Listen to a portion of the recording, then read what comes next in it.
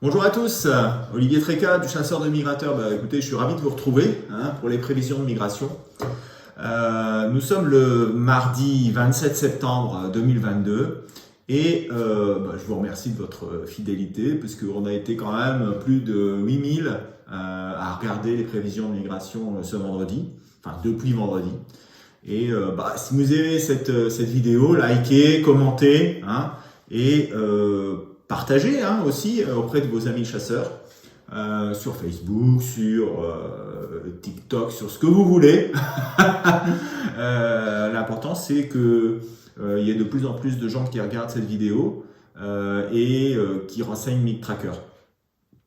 Alors, à propos de MigTracker, ce que je vais faire, et j'ai eu des réponses de la part de plusieurs personnes, donc je vais mettre en place deux MigTrackers complémentaires pour les migrateurs terrestres. Alors, il y en aura un pour Bécasse et un MigTracker pour les pigeons.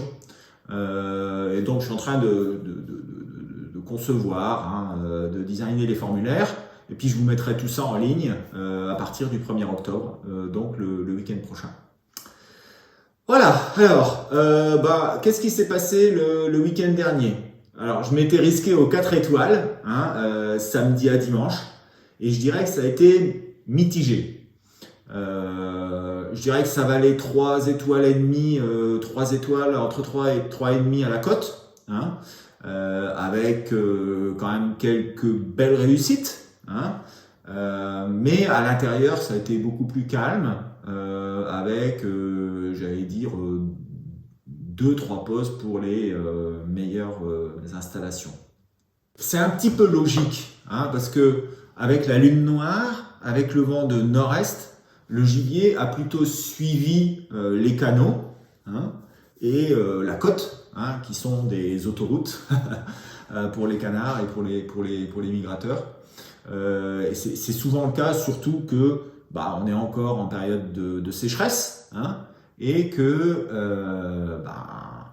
les oiseaux ne sont pas dispersés par les inondations qu'ils pourraient trouver si on était dans une année humide, comme par exemple l'année dernière.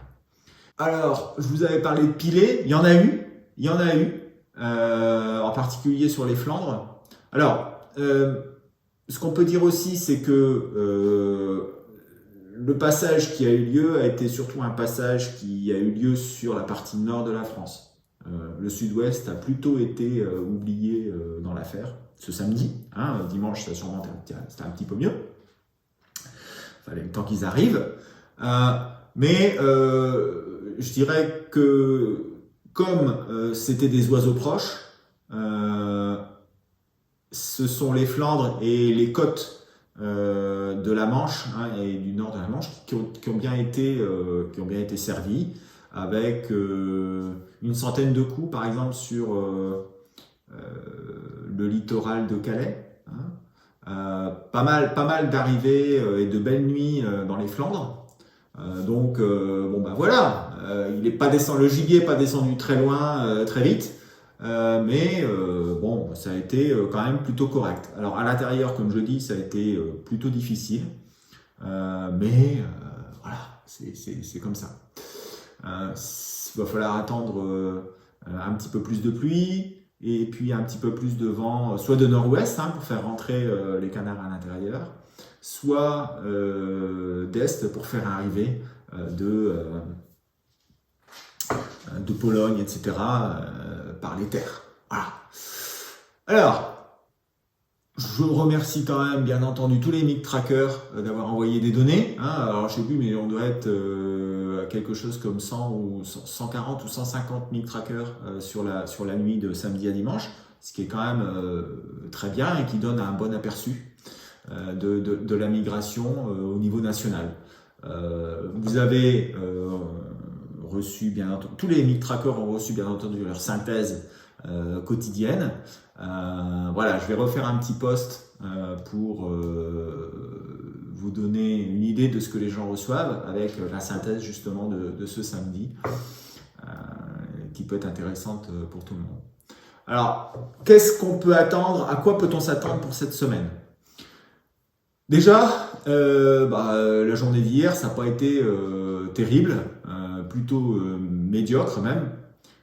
Seul le sud peut se targuer d'avoir vu quelques oiseaux, et puis après par-ci par-là, bien entendu, hein, il y a quelques réussites. Je dirais que la situation est assez caractéristique, avec une grosse dépression qui est sur la mer du Nord. C'est un petit peu comme il y a une dizaine de jours. Et elle va se décaler doucement vers l'est, en se comblant et en lâchant pas mal de flottes. Alors, pas mal de flottes, surtout sur les reliefs du sud de la France, les Alpes, les Pyrénées, le Massif central, etc. Mais aussi un petit peu en plaine, ce qui est plutôt une bonne nouvelle pour tous les marais qui sont hyper secs. Alors, bien entendu, hein, quand on parle de pluie, vent d'ouest, c'est pas très réjouissant, mais je dirais qu'il y a quelques facteurs positifs.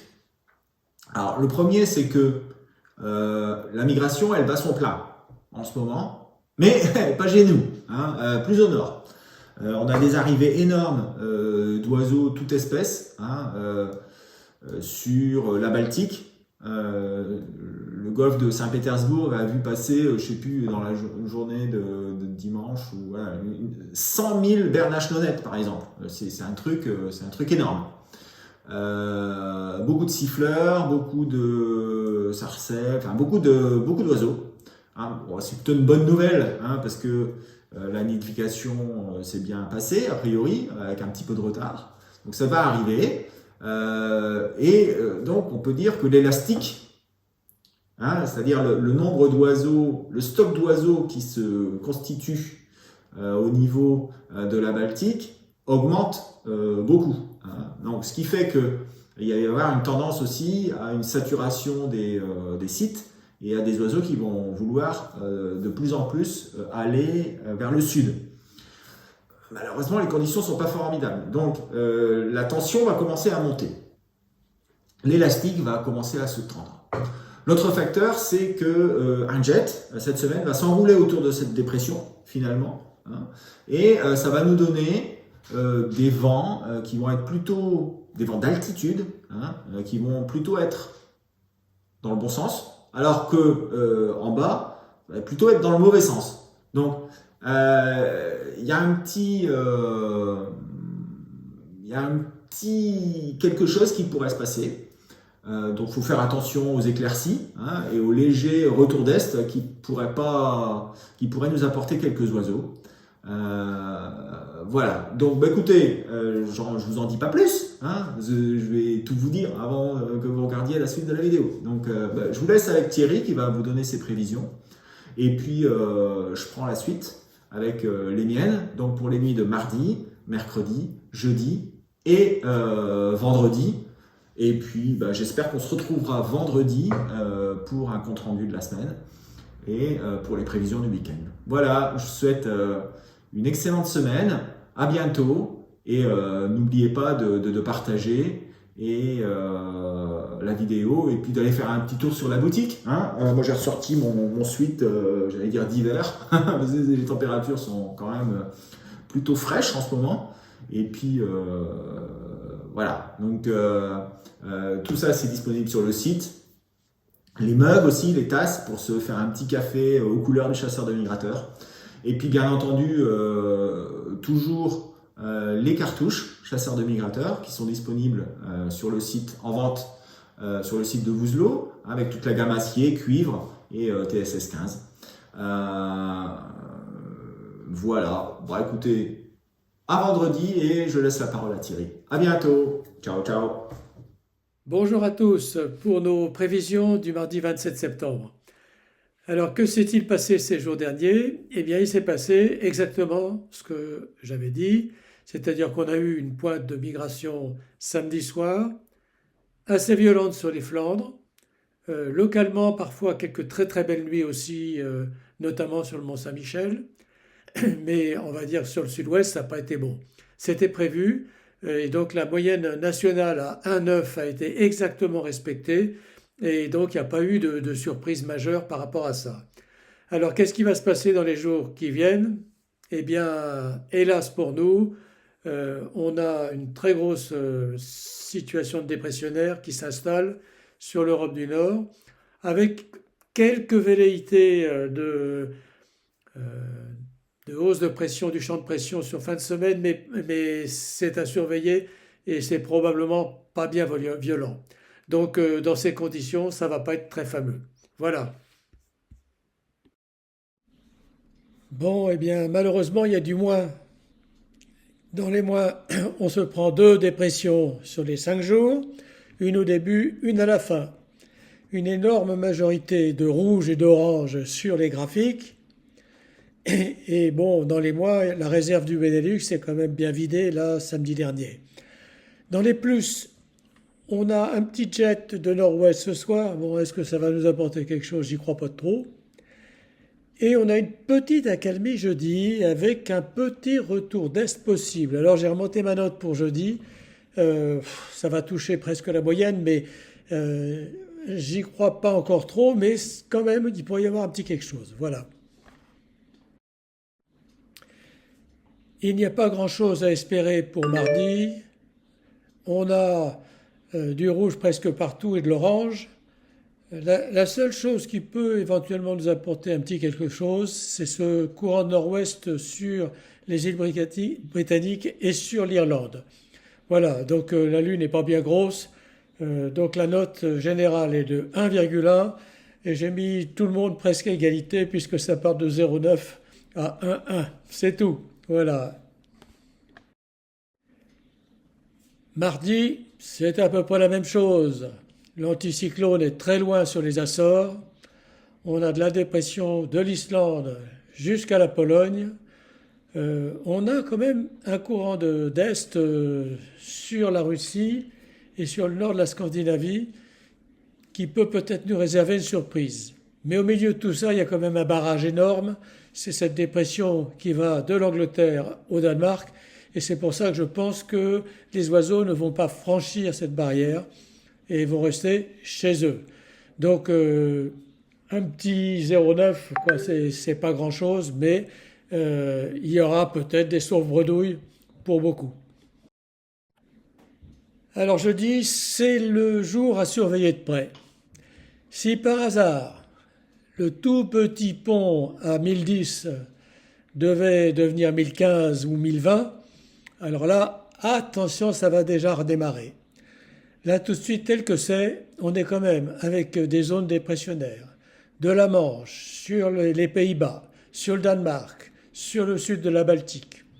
Tout ça, c'est pas forcément bon. Bon, je me méfie quand même, donc je mets 1,4 avec une note à 1,5 sur les Flandres. À surveiller, ce 1,5 peut devenir 2, tout comme devenir 1 selon, on va dire, le degré d'erreur de la météo. Vendredi, ce n'est pas le bon jour. C'est du rouge et du orange partout, pratiquement. Il y a presque rien à espérer en termes migratoires. C'est le jour où vous allez prendre vos vieilles nuits et vous allez les rentrer sur Mic Tracker pour avoir toutes les informations de ces nuits que vous n'avez pas. Et donc, comme ça, vous allez rêver à ce que vous avez fait parce que vendredi, il n'y a rien à rêver. Samedi, je ne vais pas dire qu'il faut rester à la maison, mais bon, il n'y a pas grand-chose à espérer. J'ai mis une note à 0,9, ça peut être 1. On est sur du sauve-bredouille. Certains n'en voient pas. On ne voit pas beaucoup de migration. Alors, je voulais vous rassurer, parce que cette situation-là, elle ne va pas durer. On devrait normalement, pour la lune d'octobre, avoir des situations exceptionnelles dans la première décade. Donc, vous pouvez déjà regarder et guetter, parce que ça devrait chauffer. Voilà. Allez, bonne bredouille et à très très bientôt. Eh bien, voici les prévisions pour les nuits de mardi, mercredi, jeudi et vendredi de cette semaine du 27 septembre. Alors, quelle est la situation? On a une grosse dépression qui est centrée sur le Danemark et plus généralement sur la mer du Nord, qui nous envoie de la pluie, et c'est plutôt pas mal, et puis qui nous fait un petit retour d'est sur le sud de la Suède. On a un jet qui va de l'Islande jusqu'aux Pyrénées, hein, et puis de l'autre côté, un anticyclone sur la Sibérie. Alors, on a eu hier des arrivées d'oiseaux relativement importantes autour de la Baltique, hein, ça fait plusieurs jours, donc ça commence à se stocker là-bas. Et donc, il va falloir faire attention à ce qui va se passer dans les jours qui viennent. Pour l'instant, pour ce mardi, eh bien, moi, je ne vois pas vraiment grand-chose. Toujours une possibilité d'arrivée d'oiseaux du nord-ouest. Alors, les comptages d'Écosse, etc., ne donnent pas grand-chose. Donc, c'est plutôt pas fameux, hein. Toujours quelques siffleurs sarcelles en provenance du nord-ouest. Quelques pilets aussi peut-être, histoire de sauver le capot, mais ça va être compliqué, hein, de sauver le capot ailleurs que dans le nord-ouest, et même dans le nord-ouest, avec cette arrivée d'air nordique, ça va être compliqué. Mercredi à jeudi, je dirais la situation va se débloquer un petit peu dans le sens où on a la dépression qui, j'allais dire, a tendance à se combler par le nord, mais à se creuser sur l'estuaire de la Tamise, hein, plutôt à l'est de l'Angleterre, entre l'Angleterre et les Pays-Bas.